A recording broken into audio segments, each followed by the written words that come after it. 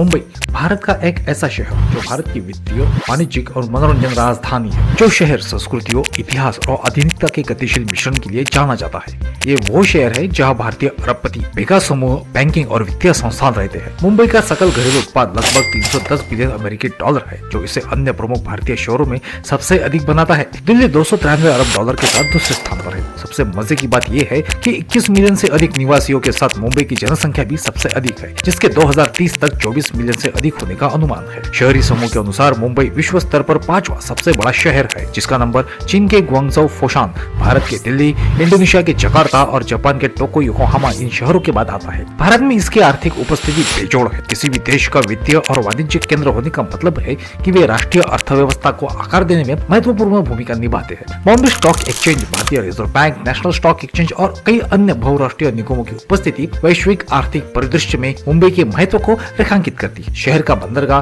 जो भारत के सबसे व्यस्त बंदरगाहों में से एक है, देश के समुद्री व्यापार के लिए एक महत्वपूर्ण हिस्से को सुविधाजनक बनाता है, जिससे इसका आर्थिक महत्व और बढ़ जाता है। इससे पहले कि हम चर्चा करें कि मुंबई को क्या खास बनाता है, आइए सबसे पहले इसके इतिहास पर भी एक नजर डालें। मुंबई का इतिहास इसके वर्तमान सांस्कृतिक ताने बाने की तरह ही विविध और रंगीन है। मूल रूप से 7 द्वीपों का एक संग्रह, यह गोली मछली पकड़ने वाले समूह द्वारा बसाया गया। 16वीं शताब्दी में पोर्तुगलियों के नियंत्रण में आने से पहले द्वीप मौर्यों से लेकर इस्लामी सल्तनत तक विभिन्न साम्राज्यों और शासकों के हाथ से गुजरे। इन्होंने इसका नाम बॉम भैया रखा, जिसका अर्थ है गुड बे।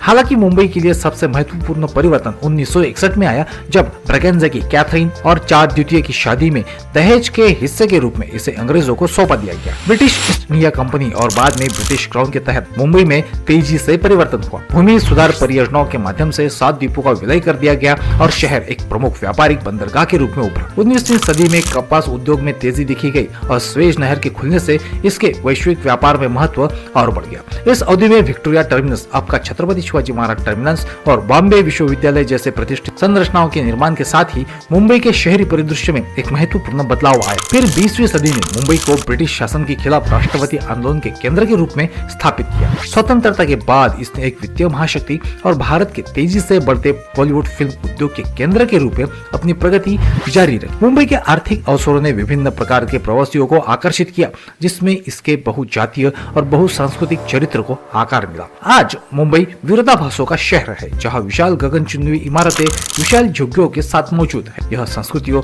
भाषाओं और व्यंजनों का मिश्रण है, जो इसके निवासियों की विविध पृष्ठभूमि को दर्शाता है। इसका लचीलापन इस बात से स्पष्ट है कि इसने विभिन्न चुनौतियों से किस तरह वापसी की है, चाहे वह प्राकृतिक आपदाएं हो या फिर मानव निर्मित संकट। मुंबई को इस हद तक बड़ा करने में कुछ कंट्रीब्यूटर्स और संस्थाओं का भी खूब साथ मिला है। इनमें से एक है बॉम्बे स्टॉक एक्सचेंज। तो आइए बॉम्बे स्टॉक एक्सचेंज और भारत की अर्थव्यवस्था में उनकी भूमिका, इस पर भी एक नजर डालें। 1875 में स्थापित बॉम्बे स्टॉक एक्सचेंज एशिया के सबसे पुराने और सबसे महत्वपूर्ण स्टॉक एक्सचेंज में से एक है। भारत के मुंबई में स्थित बीएससी ने भारतीय पूंजी बाजार के विकास में महत्वपूर्ण भूमिका निभाई है। यह न केवल एक बाजार सुविधा प्रदाता है, बल्कि भारतीय अर्थव्यवस्था का विकास संकेतक भी। बीएससी कंपनियों को पूंजी जुटाने और निवेशकों को इन कंपनियों की वित्तीय वृद्धि में भाग लेने के लिए एक मजबूत मंच प्रदान करने में सहायक रहा है, जो भारत की आर्थिक ताकत को भी दर्शाता है। भारतीय रिजर्व बैंक यानी आरबीआई देश की केंद्रीय बैंकिंग संस्था के रूप में अर्थव्यवस्था के पोषण में बॉम्बे स्टॉक एक्सचेंज की भूमिका को पूरा करता है। 1935 में स्थापित आरबीआई भारत की मौद्रिक और वित्तीय प्रणाली को नियमित करने की महत्वपूर्ण जिम्मेदारी रखता है। इसके कार्यों में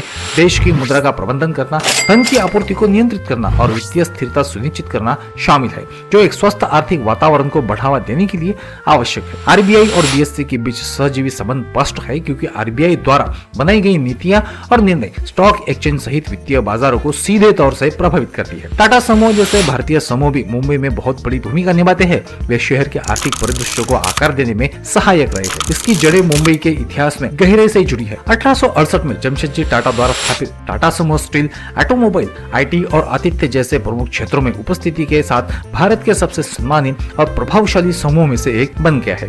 मुंबई में टाटा समूह का प्रभाव विभिन्न क्षेत्रों में स्पष्ट है। टाटा समूह के स्वामित्व वाला प्रतिष्ठित ताजमहल पैलेस होटल सिर्फ एक ऐतिहासिक होटल नहीं, बल्कि शहर के लचीलेपन का प्रतीक है। यह होटल शहर में कई अन्य टाटा प्रतिष्ठानों के साथ मुंबई के पर्यटन और आतिथ्य उद्योग में महत्वपूर्ण योगदान देता है। इसके अलावा टाटा ग्रुप का एक हिस्सा टाटा कंसल्टेंसी सर्विसेज यानी टीसीएस मुंबई के आईटी क्षेत्र का एक प्रमुख खिलाड़ी है। टीसीएस, जिसका मुख्यालय मुंबई में है, दुनिया के सबसे बड़े आईटी सेवा प्रदाताओं में से एक है, जो आईटी हब के रूप में शहर की स्थिति को और प्रभावित करता है। टीसीएस टीसीएस और अन्य टाटा कंपनियों द्वारा बनाए गए रोजगार के अवसर शहर के आर्थिक विकास और देश भर से कुशल कार्यबल को आकर्षित करने के लिए महत्वपूर्ण रहे हैं। इसके अतिरिक्त टाटा समूह ने मुंबई में बुनियादी ढांचे और सामाजिक विकास में काफी योगदान दिया है। शिक्षा, स्वास्थ्य देखभाल और सामूहिक विकास के पहल के माध्यम से समूह ने शहर की समग्र भलाई के लिए प्रतिबद्धता प्रदर्शित की है। उदाहरण के लिए मुंबई में टाटा मेमोरियल अस्पताल भारत में एक प्रमुख कैंसर उपचार और अनुसंधान केंद्र है, जो स्वास्थ्य सेवा में समूह के निवेश को प्रदर्शित करता है। साथ ही भारत के कई प्रसिद्ध उद्योग कर्मियों की जन्मभूमि और कर्मभूमि भी मुंबई ही रहा है, जिससे मुंबई को ग्लोबल नक्शे पर आने में काफी सहूलियत भी मिली। फिर भी आप हमें बताइए कि इसके बारे में आप क्या सोचते हैं। अब तक बने रहने के लिए बहुत बहुत धन्यवाद।